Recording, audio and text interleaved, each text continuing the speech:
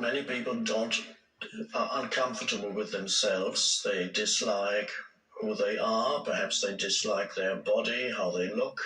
Perhaps they dislike who they are as a person, don't feel they are good enough, or are self-critical a lot. Many people live with a negative self-image,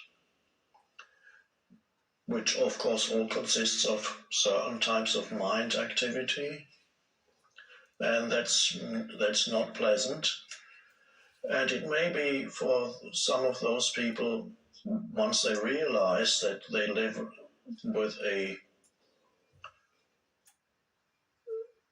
mind pattern that continually criticizes them and says negative things about them, they begin to realize that it's a mind pattern. This self-hatred is a mind pattern, and that it's harmful, it's not pleasant, and they can go beyond it and begin to replace it with more positive thoughts about themselves. And having positive thoughts about yourself, that kind of thing would perhaps usually be called beginning to love yourself, to feel good about yourself. But it's not easy, that shift from feeling bad about yourself to feeling good about yourself. Sometimes it requires a lot of convincing.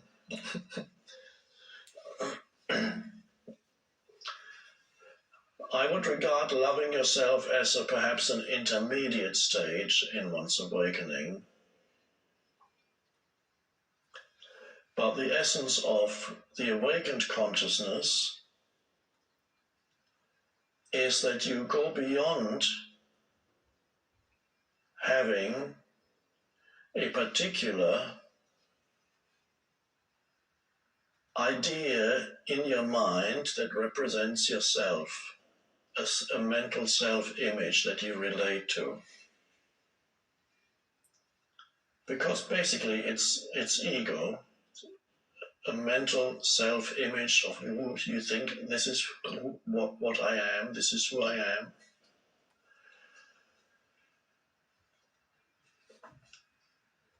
If you want to learn about not having a mental self-image, watch your dog or your cat. They don't have an opinion about who they are. They just are who they are.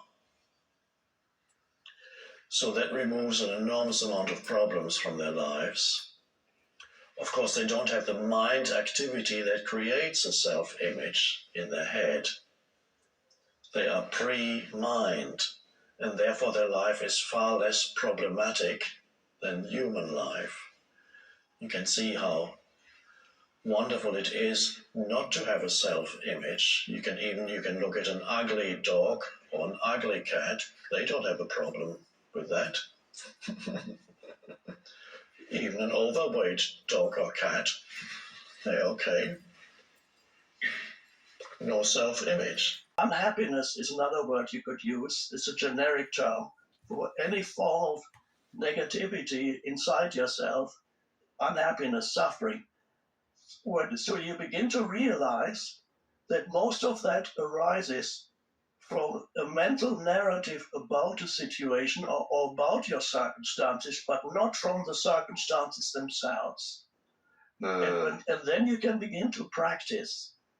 Every time you feel upset is arising, some form of anger is arising, some form of negativity, blaming people and situations and saying this shouldn't be happening, or something is not happening but it should be happening, or they should do this or they shouldn't do it, all kinds of narratives in your mind.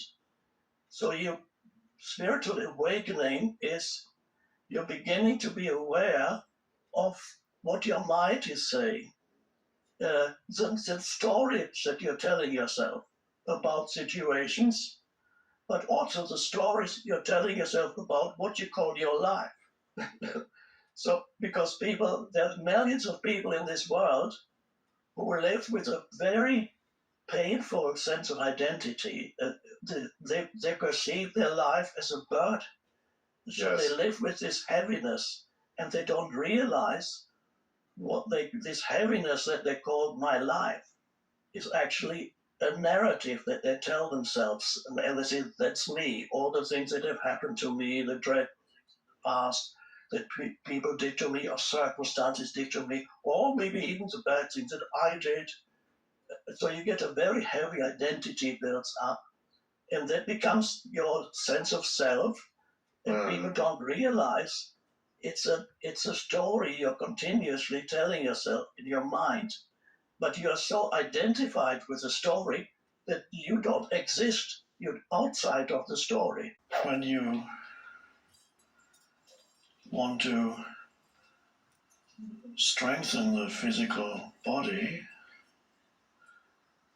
what do? You exercise. But what is that actually when you exercise? What do you do when you exercise? One way of putting it is to say that you create difficulty for the body. You create obstacles for the body to overcome. Whatever it is, running on the treadmill, lifting weights. You're creating a difficulty for the body. Any exercise is making life difficult for the body. That's a way of looking at it. That's not a normal way of looking at it. You take the body out of its comfort zone, although there is a stage where the body, once it gets going, the body may enjoy the energy of it. But until that flows, there's a discomfort. And that's the only way the body can get stronger. If the body stays in its comfort zone, then, well, you would be lying on a sofa or in a deck chair.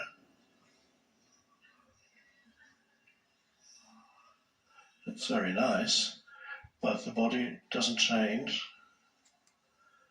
So that's an interesting, almost an analogy for something that happens to humans, because it seems that life for everybody creates difficulties. So it's not, one would have thought, if I were God, I would make life easy for everybody. And you would then see, most likely, if you did that, most likely there would be no evolution would ever have happened, or no even further evolution if you do it right now, because it seems, both on the physical level and beyond, it's only through facing difficulties, which you could also call challenges, which you could also call problems, if you like, which you could also call one damn thing after another. The strange thing is, only by encountering these challenges do we grow in consciousness and generate energy. It awakens us eventually. Again, it comes back to the state of connectedness with being. It's only from that state of connectedness with a deeper dimension of who you are. From there, it becomes easier to forgive, because forgive means there was something that was done on the level of form by one life form to you, perhaps another life form. Pain was inflicted, or whatever it may be, whatever the transgression is, And it's only from there that you can see the relative nature of what was done, because you are in touch with a space within you that was never hurt by that. That dimension in you is beyond what can be injured. It's only the form can be injured. The psychological form, somebody might have insulted you deeply. The psychological form of who you are can feel pain, or the physical form of who you are can feel pain. And somebody inflicted that out of unconsciousness. Then recognizing, the first step in forgiving is to recognize that this was an act of unconsciousness, and you do not equate what this person did with who that person is. And it's only from the place of connectedness with being that you can say, no longer hold a grievance about that, because you are in touch with that inside you that is beyond what can be injured. If you're not in touch with that space, then it's hard to forgive. Forgiving means not to harbor grievance or resentment or any negative feeling about it. And really, that's only possible when you are connected with the formless in yourself. Asking is the ability to ask is wonderful. Please, thank you. Because if you're truly asking, there's a space of openness. If you're truly asking, you voluntarily enter the state of not knowing. And this is a wonderful ability to ask whatever it is, so that you become a space. You can ask a person something, you can ask the universe something, but there needs to be the receptivity. If you can ask any kinds of questions, but the question needs to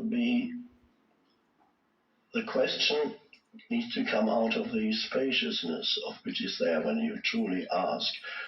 There are many people who ask questions and there's not the openness to receive the answer, and that is not true asking. But to put yourself in this, basically it's connected with the state of not knowing, so that you can, and that's the part of the state of awareness, is that an aspect of it is that you're in that state of not knowing conceptually.